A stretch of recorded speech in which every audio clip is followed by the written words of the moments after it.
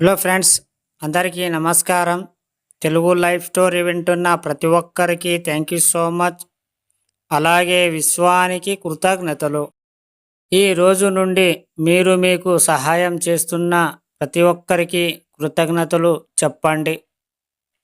అలాగే ప్రకృతికి, మీ శరీరంలో ఉండే ప్రతి అవయవానికి, కణానికి, ఎందుకంటే ఇవన్నీ సరిగ్గా పనిచేస్తున్నాయి కాబట్టి మనం ఇంత ఆరోగ్యంగా ఉన్నాము. అందుకు కృతజ్ఞతలు చెప్పాల్సింది. దీనివల్ల మీరు చేసే ప్రతి పనిలో మీకు అన్నీ సహకరిస్తాయి. నిరాశ, నిస్పృహ గురించి మీరు కలలు కంటున్నంత కాలం అలాంటి భౌతిక సంఘటనలనే సృష్టించుకుంటారు. మీరు నిస్సహాయ స్థితి గురించి కలలు కంటున్నట్లయితే మీ జీవితంలో నిస్సహాయ పరిస్థితులను ఆకర్షిస్తుంటారు. కలలు కనే ప్రక్రియ ఒక ఆటలాగా ఉండాలి. సంపదను మీ కలల ద్వారా సృష్టించుకోండి.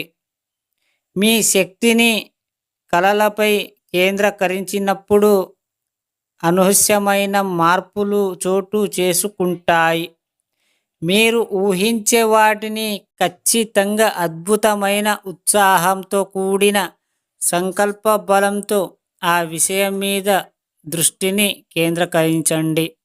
అనుకున్నది సాధించే వరకు భూమి మీద ఏ శక్తి మీ చూపును లక్ష్యం మీ నుంచి మారచబోతున్న నిబ్బరం కలిగి ఉండండి. ఇక్కడ మీరు మీ సంపద తప్ప ఇతర విషయాలు ఏవి పరిగణలోకి తీసుకోకండి. మీరు అనుకున్నది స్థాయికి చేరినాక అన్నీ అవే సర్దుకుంటాయి.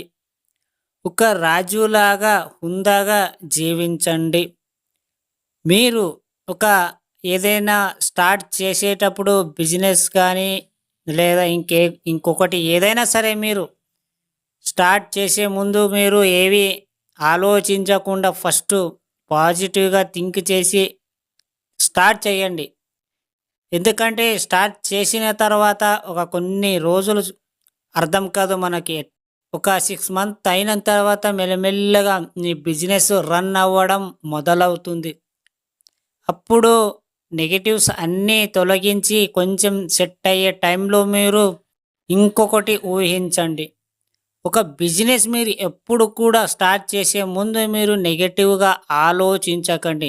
అది ఎలాగంటే గిరకీ అవుతుందో లేదో, షాప్ నడుస్తుందో నడవదో, ఇలా మీరు నడుస్తుందని 100% ప్రతిసారి మీరు అలా కోరుకున్నప్పుడు ఖచ్చితంగా అది సక్సెస్ అయ్యే తీరుతుంది.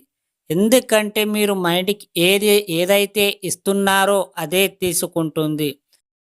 బిజినెస్ ఫెయిల్ అవుతుంది, తక్కువ అవుతుంది, ఎందుకు అవుతుంది, ఇవన్నీ ఆలోచిస్తే అలాంటి 100 నెగిటివ్స్ మన మైండ్లో తెచ్చి పెడుతుంది. అదే పాజిటివ్గా ఉంటే బిజినెస్ ఎలాగో రన్ అవుతుంది అని మీరు మంచిగా ఆలోచిస్తే అది ఖచ్చితంగా సక్సెస్ అవుతుంది. అర్థమైందా? ఈ స్టోరీ విన్న ప్రతి ఒక్కరికి థ్యాంక్ యూ సో మచ్. అలాగే విశ్వానికి కృతజ్ఞతలు.